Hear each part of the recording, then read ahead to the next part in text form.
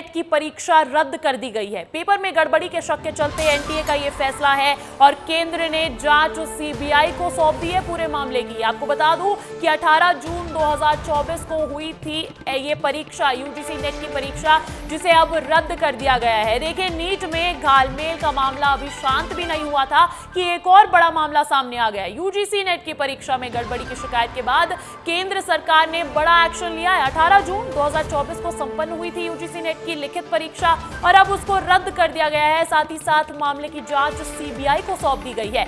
बता दें कि नीट की तरह ही यूजीसी नेट की परीक्षा भी नेशनल टेस्टिंग एजेंसी एनटीए ही आयोजित करवाती है और एनटीए ने 18 जून को ये परीक्षा को आयोजित करवाया था, लेकिन इसमें भी धांधली निकली और उसके चलते परीक्षा रद्द कर दी गई है। देखिए, यूजीसी नेट 2024 की जो परीक्षा हुई है उसको लेकर खास बातें क्या है। 18 जून को यह परीक्षा हुई थी और अगर मैं बात करूं इसमें कितने उम्मीदवार थे तो 11 लाख से ज्यादा छात्रों ने ये परीक्षा दी थी और ये परीक्षा 317 शहरों में आयोजित करवाई गई थी, जिसमें से 1205 परीक्षा केंद्र भी थे। और अब जानकारी ये निकलकर सामने आ रही है कि यूजीसी नेट 2024 की परीक्षा रद्द कर दी गई है और ये अहम जानकारी भी आपको हमने दे दी है इस परीक्षा से जुड़ी हुई। तो देखिए, परीक्षा में गड़बड़ी पाई गई जिसके चलते अब ये परीक्षा रद्द कर दी गई है। और अब इस खबर पर अधिक जानकारी के साथ जुड़ गए हैं मेरे सहयोगी राकेश चौधरी दिल्ली से, सूरज तिवारी भोपाल से और रोहित मिश्रा रायपुर से। सूरज, सबसे पहले आपका रुख करूंगी। देखिए, इतनी बड़ी गड़बड़ी लगातार हम देख रहे हैं परीक्षाओं में हो रही है, खासकर एनटीए जिन परीक्षाओं को आयोजित करवा रही है, तो उस पर अब मध्य प्रदेश के अगर मैं छात्रों की बात कर लूं तो कितने छात्रों ने ये परीक्षा दी थी और अब उनके भविष्य पर क्या असर पड़ने वाला है? देखिए अंजलि, अगर नेट की बात करें तो लगभग 11 लाख पूरे देश में 11 लाख लोगों ने फॉर्म भरा था और लगभग 9 लाख लोगों ने एग्जाम्स दिए थे, यानी पेपर दिए थे। लेकिन जिस तरह से पहले आपने नीट में देखा, नीट का मामला शांत हुआ नहीं था। एनटीए लगातार दावा कर रहा था कि हम ऐसे पे एग्जाम्स कराते हैं, ऐसी परीक्षा करवाते हैं कि कोई दिक्कत नहीं हो सकती। लेकिन बाद में जब सुप्रीम कोर्ट मामला गया तो एनटीए को मानना पड़ा कि कहाँ कहाँ गलतियां हुई, ग्रेस मार्क कैसे दिया, क्यों दिया। उसके बाद नेट का पेपर 18 जून को होता है और फिर उसके बाद शिक्षा मंत्रालय को पेपर रद्द करने की घोषणा करनी पड़ती है, ये कहते हुए कि गृह मंत्रालय का जो साइबर है वहां पर इनपुट मिले हैं कि परीक्षा में कहीं ना कहीं धांधली हुई है, अच्छे से एग्जाम नहीं हो पाए हैं। लेकिन उन बच्चों का क्या अंजलि, जिनके साथ जिन्होंने इतने परीक्षा दी और अब पैसे लगाकर दूर दूर तक सेंटर्स तक गए, उन बच्चों के भविष्य के साथ क्यों ऐसा खिलवाड़ होता है, क्यों ऐसे पेपर लीक करने वाले माफिया सक्रिय होते हैं। एनटीए क्या करता है, क्योंकि नेशनल टेस्टिंग एजेंसी जो है एक बड़ी एजेंसी मानी जाती है और अपने आप में दावा करती है कि बहुत सफलतापूर्वक परीक्षाएं करवाता है। ऐसे हमारे साथ कुछ स्टूडेंट अंजलि मौजूद है, इन्हीं से बात करेंगे।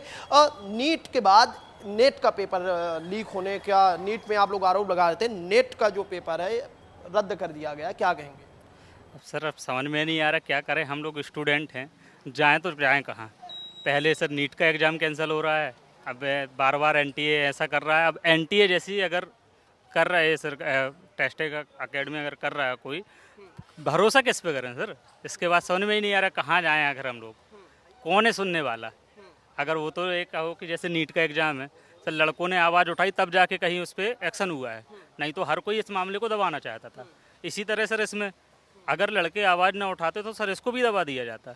अब समझ में नहीं आ रहा, लड़के इतने साल से तैयारी कर रहे हैं, हम खुद हैं तैयारी कर रहे हैं, लेकिन कोई सर सुनने वाला नहीं है। अभी एग्ज़ाम कैंसिल कर दिए, अभी 1-2 साल से मेहनत कर रहे थे, पेपर देने आए, इतना दूर से देने आए, सेंटर कहीं और है, किराया लगा के आए हैं, कहीं कैसे रुकने की व्यवस्था है सर हम ही लोग समझते हैं। सरकार को क्या है, उन्होंने तो कह दिया कि ठीक है कैंसिल हो गया। अरे सर, अब किस पे भरोसा कर सकते हैं? अब हम किस पे भरोसा कर सकते हैं, ये बड़ी बात है। छात्र जाएं तो जाएं कहाँ? नेट का पेपर जिस तरह से रद्द किया गया, 18 जून को होता है, एक हफ्ते का 4 दिन का भी वक्त नहीं बीत पाता और दूसरे दिन पेपर को रद्द करने का ऐलान करना पड़ता है, शिक्षा मंत्रालय करता है, ये कहते हुए कहीं ना कहीं धांधली हुई है, ऐसे इनपुट से मिले हैं। क्या कहेंगे? स्टूडेंट आप लोगों को देख रहा हूँ, मनोबल गिरा हुआ है, क्या कहेंगे? जैसे कि मैं नेट का तो नहीं बट नीट का स्टूडेंट हूँ, जैसा कि अभी पेपर हुआ था, तो समझ सकता हूँ कि नेट वाले स्टूडेंट के ऊपर भी क्या बीत रही होगी, कि क्या माहौल रहता है, घर में भी माहौल होता है, पढ़ाई करते हैं स्टूडेंट 1-2 साल, फिर बाद में पता चलता है कि एग्ज़ाम कैंसिल हो गए या एग्ज़ाम में धांधली हो गई या पेपर लीक हो गया, ठीक है, ऐसे रिपोर्ट आते हैं। तो स्टूडेंट तो क्या है, वो तो इन्हीं परीक्षाओं के भरोसे रहता है, उसके पास कोई और जरिया तो होता नहीं है। तो अगर एजेंसी ऐसा करेंगे तो फिर कहाँ जाएँ स्टूडेंट। जैसे कि सरकार है, सरकार कुछ एक्शन भी नहीं ले रही इस पे। सुप्रीम कोर्ट कह रहा है कि हाँ चल रहा है केस, लेकिन उससे पहले ही काउंसलिंग पर रोक नहीं लगाई, उस पर काउंसलिंग स्टार्ट हो चुकी है कहीं कहीं पे। जबकि जैसे कि कुछ महीनों पहले यूपी पुलिस में जो कांस्टेबल की भर्ती निकली थी उसमें भी धांधली हुई थी। बड़ी बात यह है कि चाहे जो एग्जाम हो, कहीं ना कहीं मैं बार बार बोलता हूं कि धांधली के आरोप होते हैं। एक तरफ नेट के स्टूडेंट मेरे साथ खड़े, एक तरफ नीट के, मतलब नेट और नीट दोनों अगर बात किया जाए तो हाल फिलहाल के सूरज, राकेश, सूरज ने अभी अभी नेट के छात्रों से भी बात की, नीट के छात्रों से भी बात की। दोनों ही एग्जाम एनटीए करवाती है। देश स्तर की परीक्षाओं में ऐसा होता है तो इसका असर हर छात्र को पड़ता है। और हम नेट यूजीसी की भी स्पेसिफिकली बात कर ले तो 11 लाख से ज्यादा उम्मीदवारों की मेहनत अब बर्बाद होती हुई दिख रही है। छात्रों की शिकायत है कि क्या करें, कहां जाएं, और ऐसे में एक फिर से एनटीए पर सवाल खड़े हुए हैं। क्या अपडेट्स है उस पर, राकेश? बिल्कुल बिल्कुल अंजलि, ये तो बिल्कुल सही है कि 11 लाख से ज़्यादा छात्रों की उम्मीद पर जो है एक बार फिर से पानी फिरा है। और इस पानी किसने फेरा है तो वो है एनटीए। हाल के दिनों में नीट को लेकर हंगामा बरपा ही था, अब जो है नेट यूजीसी के एग्ज़ाम को लेकर भी बरप चुका है। गृह मंत्रालय ने साफ तौर पर कहा है कि परीक्षा में कहीं ना कहीं से जो है धांधली हुई और इसे कैंसिल करना ज़रूरी हो गया था। लेकिन अंजलि, सबसे खास बात यह है कि जो छात्र 6-6 महीने, 8-8 महीने, 10-10 महीने और 2-2 साल तक तैयारी करते हैं और परीक्षा देकर वापस आते हैं और परीक्षा परिणाम के लिए इंतज़ार करते रहते हैं, उनके सपनों को जो है धक्का कैसे लग जाता है। एनटीए बहुत बड़ा एक टेस्टिंग एजेंसी है जिसके अधीन जो है देश के टॉप लेवल के एग्ज़ाम होते हैं और वो एग्ज़ाम आयोजित कराती है और उसके बाद ऐसी ऐसी गड़बड़ियां सामने आती। अब देखिए, अभी नेट यूजीसी का पेपर हुआ है 18 जून को और उसके बाद इसका रिजल्ट आना था और अगले पाली का जो परीक्षा है वो दिसंबर में होना है। यानी और जो बच्चे इसकी तैयारी कर रहे हैं वो दिसंबर 2024 में इसका एक बार फिर से पेपर होना था। अब जो बच्चे अभी परीक्षा देकर लौटे हैं और उनका परीक्षा कैंसिल हुआ है तो अब इस पूरे मामले में 2 महीने का कम से कम वक्त लगेगा और सीबीआई जांच करेगी, पता चलेगा कहां क्या गड़बड़ी हुई है और फिर से एनटीए जो है नेट यूजीसी का जो है इसका दूसरा एग्जाम नेट यूजीसी का दिसंबर में होना है। रोहित, हम देखते हैं कि लगातार इस तरीके की शिकायतें भी अब छात्रों की तरफ से आने लगी है कि आखिर फिर विश्वास करेंगे किस पे? इतने बड़ी स्तर की परीक्षा, फिर चाहे मैं नीट एग्जाम की बात कर लूं या नेट यूजीसी की बात कर लूं, एनटीए करवाता है, लेकिन विश्वास छात्रों का अब डगमगाता हुआ दिख रहा है। ऐसे में क्या अपडेट्स है, क्या जानकारी है कि अब जो जांच करेगी सीबीआई तो फिर इन बच्चों का एग्जाम कब करवाया जाएगा? रोहित,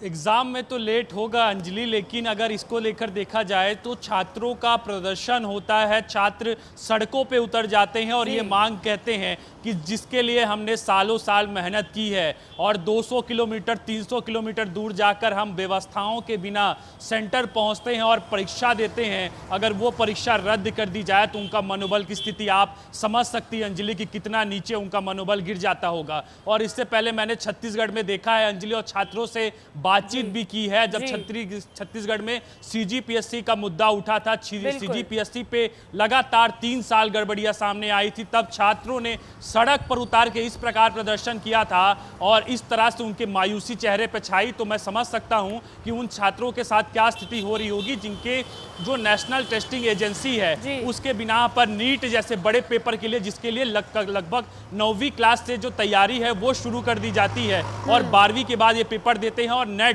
नेट की परीक्षा जो होती है पूरी ग्रेजुएशन की मेहनत का मजाक ही उड़ाया जा रहा है ना ये तो। सूरज, आप छात्रों के बीच मौजूद है, और क्या शिकायतें हैं उनके तमाम संसाधनों को वेस्ट कर दिया जाता है, अचानक से एग्जाम कैंसिल होने की जानकारी आ जाती है, क्या कुछ असर मनोवैज्ञानिक भी उन पर पड़ रहा है?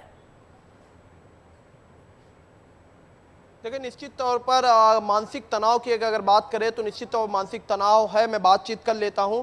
कैसी स्थिति रहती है जब पेपर ऐसे रद्द होते हैं और सूचना मिलती है आप लोगों को? क्या सोचते हैं मन में, कैसा क्या? देखिए सर, हम लोग घर से बाहर रूम लेके पढ़ते हैं। अब सर घर भर साल भर से बाहर लड़के रहते हैं तो घर वालों को एक ना एक आशा लगी रहती है। जब इस तरीके से एग्ज़ाम कैंसिल होता है तो सर उनकी आशाओं पे पानी फिरता है। अब उनको यही लगता है कि पता नहीं अब क्या होगा आगे, एक अलग से मानसिक तनाव उत्पन्न होता है सर, माता पिता के ऊपर भी और सर बच्चों के ऊपर भी। अब यही चीज़ समझ में नहीं आ रही है कि आगे किया क्या जाए आखिर इस चीज़ के संबंधित, सरकार कब सुनेगी आखिर हम लोगों की। पेपर भी होगा 2-4 महीने बाद होगा, फिर आपको 2-4 महीने के लिए रूम लेकर रहना पड़ेगा, फिर तैयारी करनी पड़ेगी। वही सर दोबारा से तैयारी करनी पड़ेगी। ये पता चला इस बार का माहौल कुछ अलग होता है, जैसे इस बार पेपर अच्छा आया था, अगले साल हो सकता है और ज़्यादा कठिन आए। समझ में नहीं आ रहा है अभी हल कि क्या कैसा है।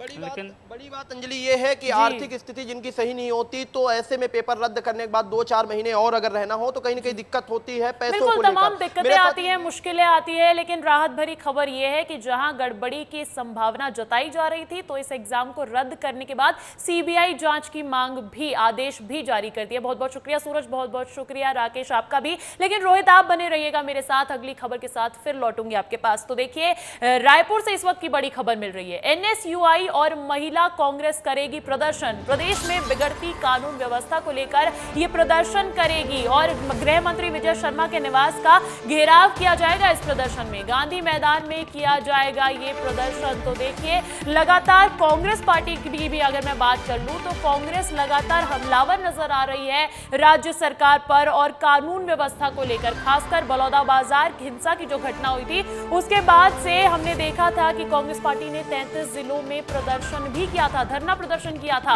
और अब एक अपडेट ये निकल कर आ रही है कि एनएसयूआई और महिला कांग्रेस अब प्रदर्शन करने वाली है।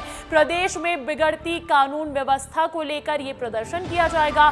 गृह मंत्री विजय शर्मा के निवास का घेराव भी करने की तैयारी है, गांधी मैदान में किया जाएगा ये प्रदर्शन। तो एनएसयूआई और महिला कांग्रेस की तरफ से ये प्रदर्शन। इस खबर पर अधिक जानकारी के लिए रुख करूंगी मेरे सहयोगी रोहित मिश्रा का, रायपुर से बने हुए मेरे साथ। रोहित, हम देख रहे हैं कि अब कांग्रेस पार्टी विपक्ष हमलावर है, इसी बीच एनएसयूआई और महिला कांग्रेस का भी ये आज का प्रदर्शन रहने वाला है। क्या कुछ अपडेट्स है उस पर?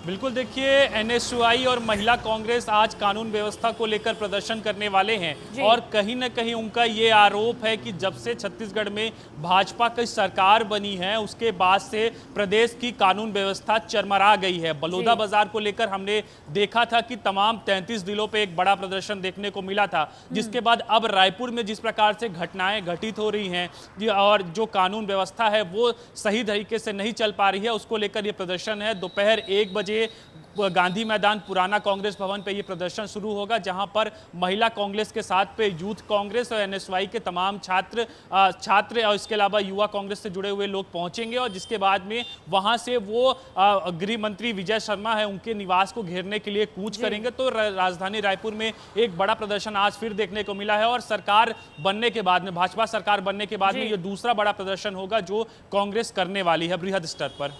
बिल्कुल, दूसरा बड़ा प्रदर्शन, पहला 33 जिलों वाला था और अब ये महिला कांग्रेस और एनएसयूआई का बड़े स्तर पर प्रदर्शन होने वाला है। बहुत बहुत शुक्रिया रोहित तमाम अपडेट्स के लिए। और अब अगली बड़ी खबर अंतर्राष्ट्रीय योग दिवस से जुड़ी हुई है और छत्तीसगढ़ एडिशन भी आ रहा है।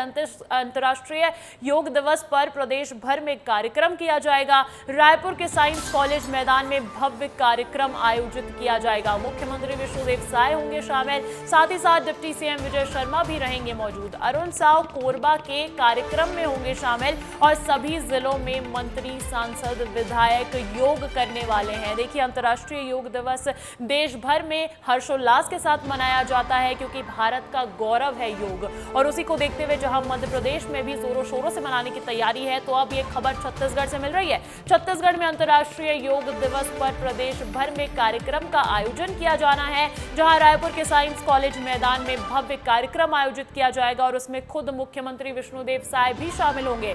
डिप्टी सीएम विजय शर्मा भी रहेंगे मौजूद और अरुण साव कोरबा के कार्यक्रम में होंगे शामिल। तो सभी जिलों में मंत्री, सांसद, विधायक योग करने वाले हैं। लोकसभा चुनाव नतीजों में लचर प्रदर्शन को लेकर मल्लिकार्जुन खड़गे ने फैक्ट फाइंडिंग कमेटी बनाई है। मल्लिकार्जुन खड़गे ने 8 राज्यों को लेकर बनाई है ये कमेटी। मध्य प्रदेश की जिम्मेदारी पृथ्वीराज चौहान, सप्तगिरी, उलाका, जिग्नेश मेवानी को दी गई है। देखिए हार के कारणों के साथ साथ लोकसभा चुनाव में 29 की 29 सीटें हारने के बाद कांग्रेस अध्यक्ष की भूमिका और को लेकर भी कमेटी जांच करेगी। साथ ही जांच के बाद पार्टी के भीतर लेकर मौजूद नुकसान पहुंचाने वाले नेताओं पर भी एक्शन होगा।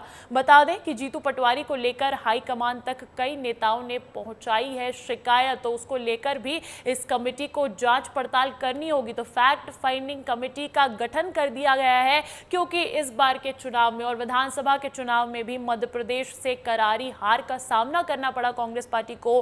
कांग्रेस पार्टी का सूपड़ा साफ हो गया प्रदेश से। इसको लेकर कांग्रेस अध्यक्ष मल्लिकार्जुन खड़गे ने फैक्ट फाइंडिंग कमेटी का गठन किया है।